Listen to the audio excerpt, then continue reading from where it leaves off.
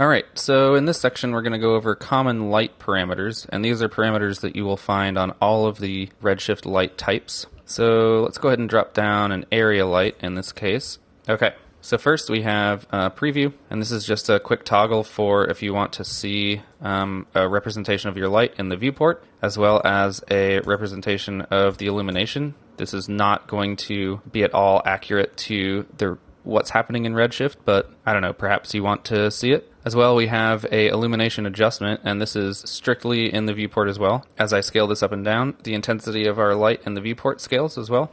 All right, let's get rid of that guy and take a look at general. So initially we have mode up here at the top. There's color, which allows us to just pick a color for our light. We have a temperature option, which is going to let us choose our light color by temperature. The lower the temperature, the warmer the light will be.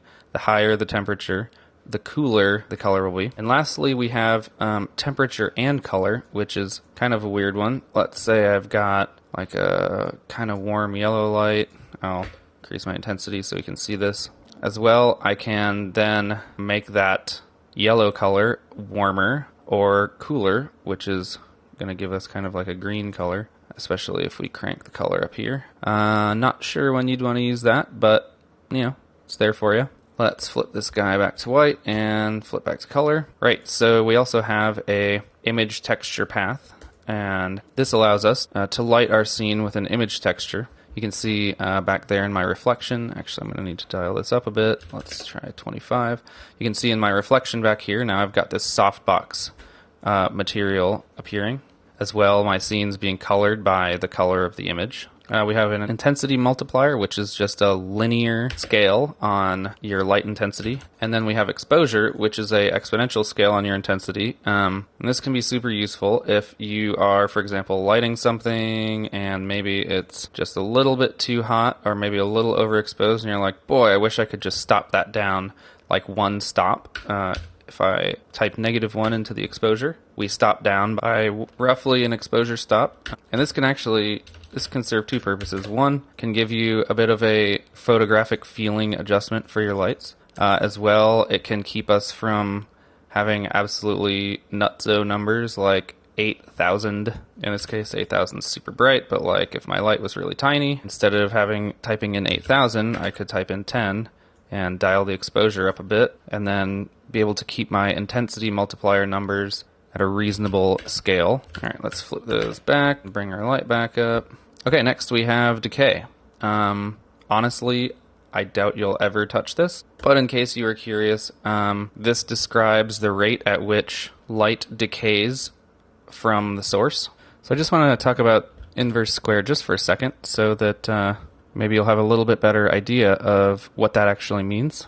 So if we imagine a point on our light of intensity I, and we imagine a sphere around our point with radius r, with a hole in the sphere that the light is casting out of. If we then take a sphere that is twice the size, i.e. twice the distance, and project that hole onto the sphere, we're going to notice that the area of our hole is actually, we're going to notice that the area of our second hole is actually equal to 4 times the size of our first hole. Actually, I should have drawn this pink circle a little bit bigger. This is definitely not to scale. So if our intensity in hole number 1 is I, then the intensity in hole number 2 is going to be I over 4. So at 1r, or a distance of 1 radius out, the intensity is I.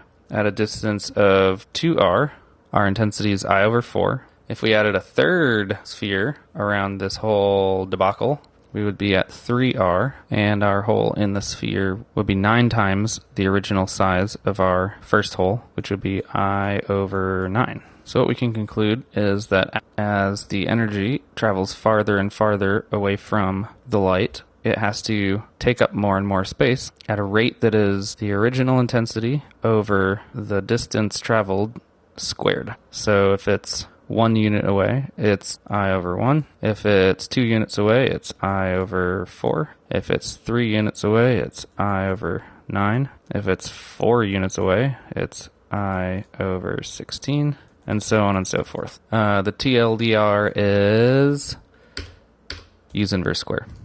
All right, the area light tab is unique to the area light, so we'll go over that in the area light section. We have a ray tab, and on the ray tab we'll see we have the option to exclude the light from diffuse or spec. We have matte shadow illuminator, which if you'd like to know more about this, check out the matte shadow section. We've got individual contribution weights to diffuse, spec, or reflection, or here it's called glossy. Single scattering, which we go over in the material section, as well as multiple scattering, and global illumination contributions. Kill the image for a second so that we can see the GI contribution a little better. So if we take a look over here on the right side of the dragon, you'll see right now we're getting GI contribution from the light, whereas if I slide it down, we are no longer getting that contribution. Volume we'll go over in the volume section. Suffice it to say that you need to set contribution scale to 1 in order for your light to affect volumes. We also have light group option, and we'll go over this in the AOV section, but just briefly, this allows you to create light-based AOVs. So for example, in that AOV you'll only see that specific light contribution. We have shadow, which we have enabled here. If you untick the toggle, you'll see we're no longer tracing shadow occlusions. As well, we have shadow transparency in case you want to lighten your shadows. If I quickly switch over to the point light, dial up my intensity, you'll see we have an option for our shadow softness. It's going to give you just a little bit of softness in your shadows. As well, we have samples for shadows. Photon we'll go over in the caustics section. So now we have the project tab, which works just like C4D Light's project tab. So if I take my red plane back here and throw it into the exclude list, you'll see it's no longer being affected directly by that light. And then target is just the target that I added on there. Right, so lastly, I'd like to go over the add shader graph option. We'll flip back over to the area light for a second. Dial the intensities back down.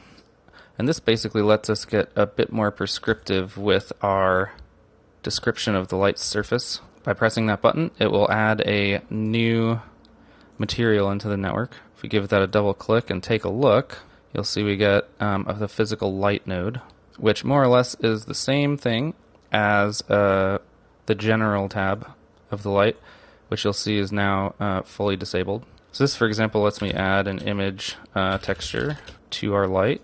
We'll add that warm softbox texture again and pipe that into color. And this just lets me get a little bit more prescriptive, like I said before. So, for example, we could add a color correct in there and adjust, the hue of our light, or perhaps the contrast, our saturation, things like that. If at a point you're like, I don't need all that, you can just hit the remove shader graph button. The general tab will become enabled again, and it will get rid of the shader network that it created. There is a little icon off to the right hand side as well that lets you add a target tag, just a quick shortcut. And also you can add a target tag with a null, and we get our null here, which acts as the light target. Kind of spiffy. And that'll just about do it for the common light parameters. If you'd like to know more about a specific type of light, go ahead and check out the other light sections, where we'll go over all of the light types in this list.